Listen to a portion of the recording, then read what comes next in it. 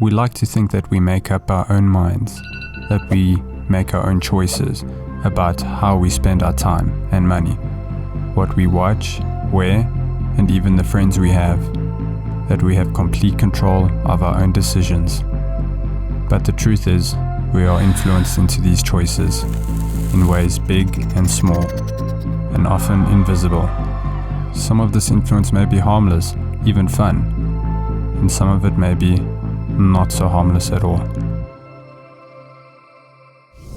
This is the power of persuasion. And no, it's not luck, magic, or even an art. It's a science. In fact, anyone can learn these principles, be it good or bad. Influence is a powerful thing, especially when we cannot see it. Dr. Robert Cialdini, a social psychologist and author of the book Influence, the Psychology of Persuasion, believes that there are 7 psychological levers that can bewitch our rational minds and lead us to buy, behave, or believe without a second thought. So in this video, we are going to go over each of these principles with examples so that you can see how they can be applied in your everyday life. I encourage you though to use these principles ethically because they do work, and each principle is backed by plenty of social scientific testing and retesting. We need to realize that the human brains are on autopilot for most situations, like when you order your favorite coffee. We have a tendency of letting this autopilot take over. This is how influence and persuasion can work below the radar, which then is often exploited either by profiteers or savvy marketers. The first principle is the power of reciprocity. Now, the basic idea behind this is that people by nature feel obliged to return favors. We like to treat others in the same way that we've been treated. If you receive value from someone else, you will naturally feel an impulse to give value back.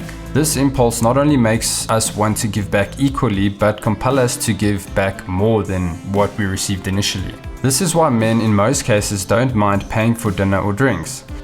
If someone sends you a birthday present or messages you happy birthday, you most likely will feel the desire to remember their birthday to return the favor. We as humans are hardwired in the laws of reciprocity. Give a little something to get a little something in return. The next principle is commitment and consistency.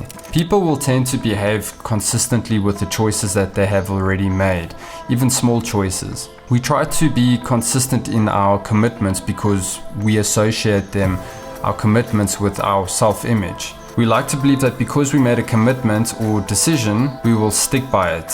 If not, we might not seem credible. As an example, if you were to acknowledge being a troublemaker at the beginning of your night out, your likelihood of dancing on tables by the end of the night would increase because you subconsciously want to live up to that commitment. The same is true when we commit to buying something. It becomes a piece of our identity.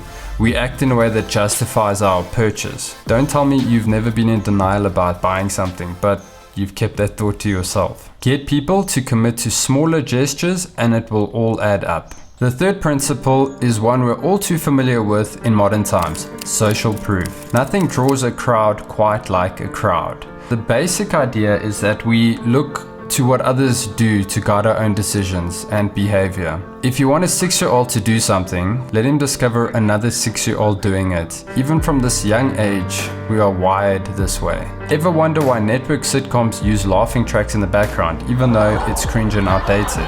It must be funny because everyone is laughing, right? Think about this. If there were 2 identical YouTube channels or Twitter accounts, one with hundreds of thousands of subscribers and followers, and one with a few hundred, which would you feel more compelled to take seriously or follow? It's easier to follow the crowd and less risky. If you were being chased by a lion, would you rather run with the crowd or split off alone? I think you would stick with the pack. You make yourself more of a target on your own. Think about how reviews on product sites work. You feel more comfortable buying or visiting a hotel based on the number of reviews and rating it receives. This is the power of social proof, and we can see its major effect more and more in today's time. In fact, you can help me prove a concept by simply liking this video, and if you feel extra generous, subscribe to my channel. Then we have likability.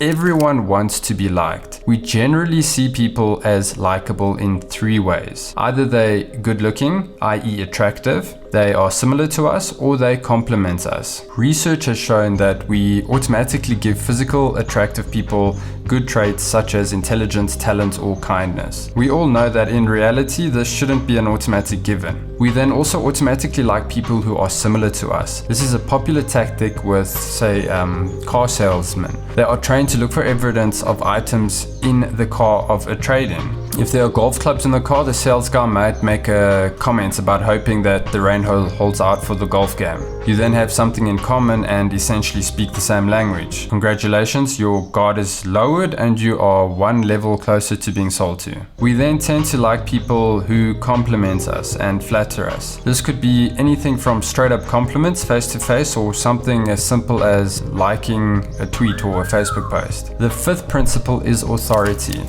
So the thinking is that we generally look for experts to show us the way.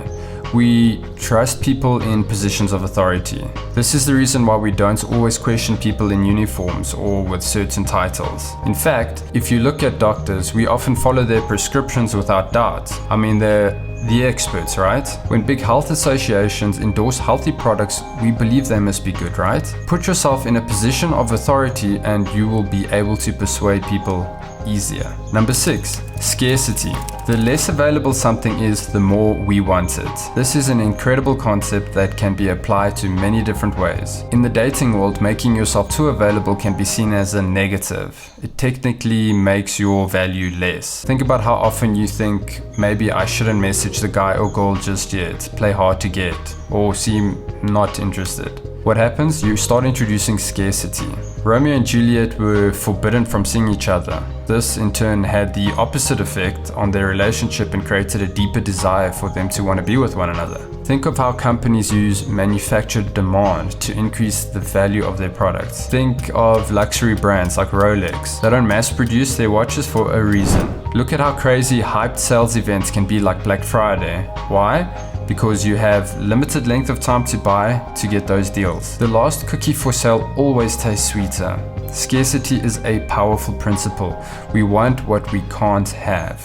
The last principle is unity. We as humans are social beings. We need to be part of a group, community, or family. We feel the need to belong. When we belong or feel like we're part of a group, we are much more open to persuasion attempts. It's for this reason you trust your best friend's judgment. You share a sort of common identity. Have you ever been to a foreign country and then met someone from the same country as you? There's an instant connection there. Or maybe you enjoy CrossFit and meet someone who also does. Again, there is an instant connection there. Luxury brands like to convey a sense of exclusivity, which then creates an elite club, shared identity. If you share commonalities with a person you're trying to persuade, you will let your guard down slightly. These principles are powerful because they appeal to your subconscious instincts. We often don't even realize when it's happening. I would advise you to practice the positive side of these influence tactics if you were to use them. Also, as you go on with your everyday life, maybe try and identify them being used on you. Don't forget to like and subscribe before time runs out and because maybe everyone is doing it. Thank you for watching and I'll see you on the next video.